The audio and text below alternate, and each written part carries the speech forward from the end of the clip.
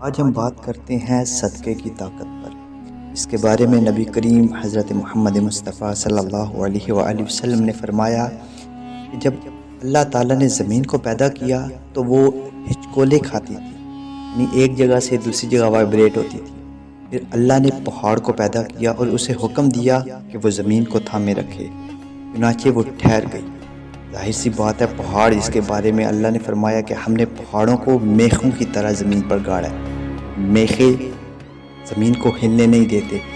اسی کو آگے بیان کرتے ہوئے نبی کریم فرماتے ہیں کہ تب فرشتوں کو پہاڑوں کی مضبوطی پر تعجب ہوا اور کہنے لگے، اے اللہ، آپ کی مخلوق میں سے کوئی چیز پہاڑوں سے بھی زیادہ سخت ہے؟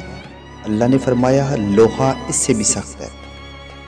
پوچھا گیا، لوہے سے بھی زیادہ کوئی چیز سخت ہے؟ فرمایا، آگ۔ پوچھا گیا، آگ سے بھی زیادہ کوئی چیز سخت؟ فرمایا، پانی۔ پھر پوچھا گیا، پانی سے بھی زیادہ کوئی چیز سخت؟